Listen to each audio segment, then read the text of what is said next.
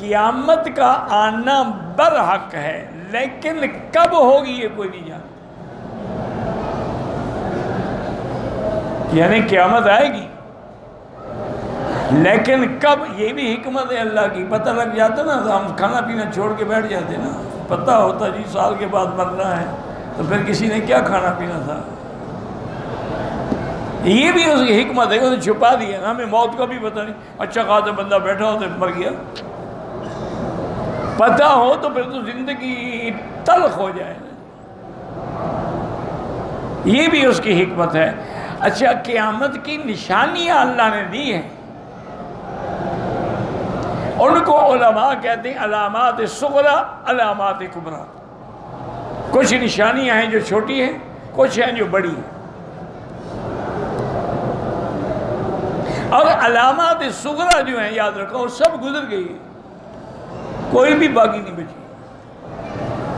جیسے حضور نے فرمایا تھا کہ علامات قیامت میں ہے کہ لوگ اپنے دوستوں کے فرما بردار ہوں گے اور ماں باپ کے نافرمان ہوں گے۔ اسی طرح فرمایا تھا کہ علامت قیامت میں ہے کہ بندہ بیوی کے تو چپل اٹھائے گا اور ماں کی گستاخی کرے گا۔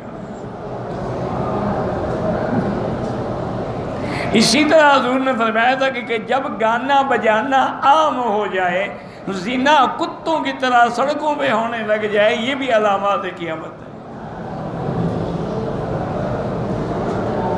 اسی طرح حضور نے فرمایا تھا کہ جب سرزمین حجاز میں درخت زیادہ ہو جائے تو یہ بھی علامت قیامت ہے۔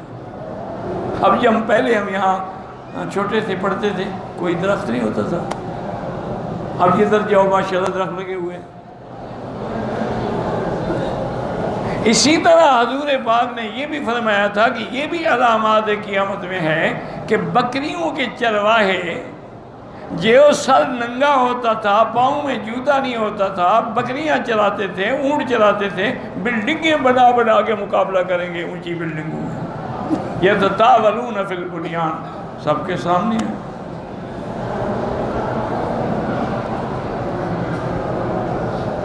اسی طرح ایک روایت میں یہ بھی آتا ہے کہ اذا کثرت خزانات المیاہ علی، جب مکے کے پہاڑوں پہ پانی کی ٹینکیاں بننا شروع ہو جائے سمجھو قیامت قریب آ گئی۔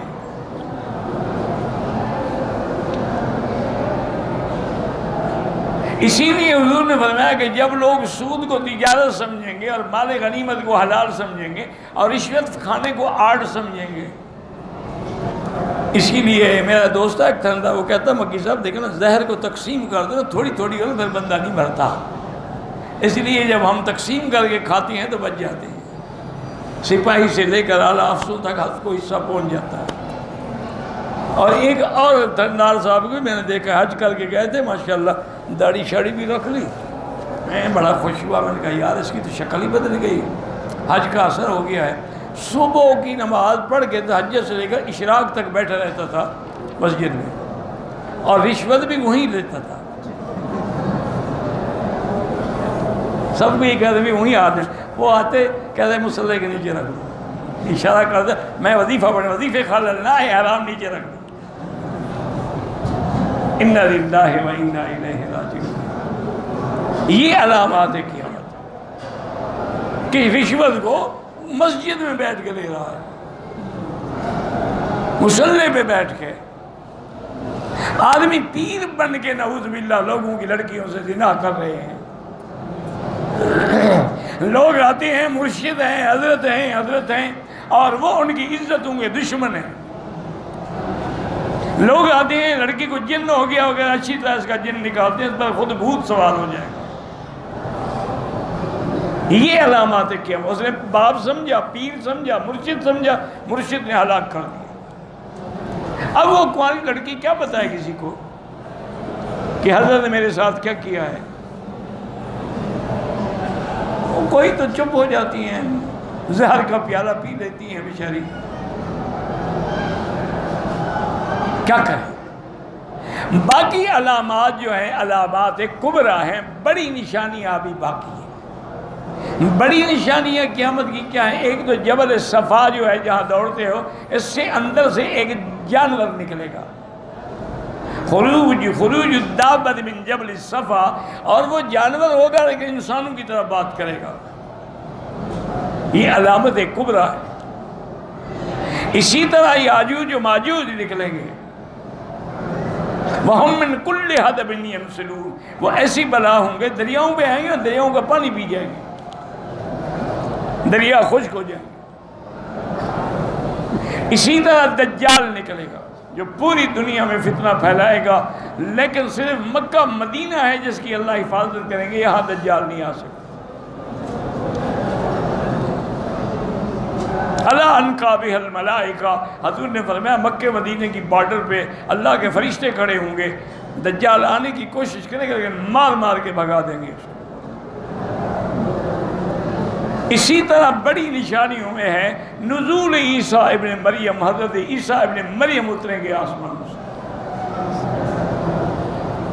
یہ بڑی نشانیاں ہیں جو باقی ہیں، اس کے بعد پھر قیامت ہے، اور قیامت آنے میں دیر کتنی لگے گی؟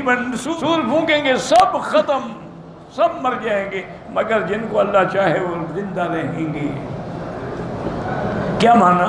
جنت پہ تو فنا نہیں آئے گی، روح پر تو فنا نہیں آئے گی، جنت میں جو حوریں اور غلمان ہیں ان پر بھی فنا نہیں آئے گی، عرش پہ بھی فنا نہیں آئے گی، تو اللہ جس کو چاہیں گے اس پر تو فنا نہیں آئے گی۔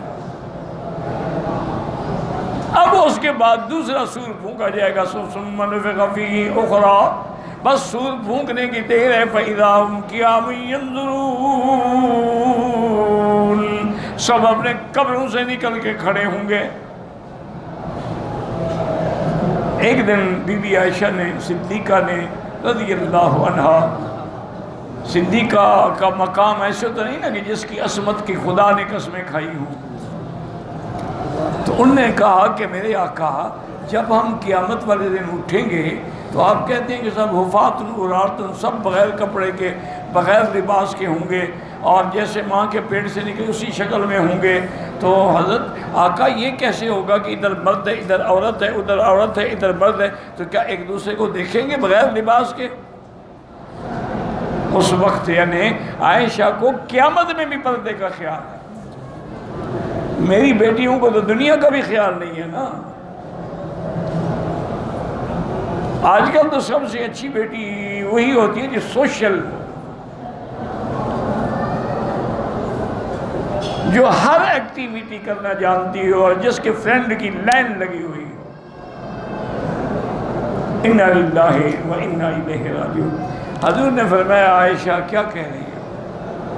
اس دن کسی کو خیال ہوگا کہ کسی کو دیکھے؟ وہ تو آنکھیں پھٹ جائیں گی، پتھرا جائیں گی، جہاں کھڑی ہیں وہ تو پلک جھپک ہو نہیں سکیں گے، دیکھیں گے کیا؟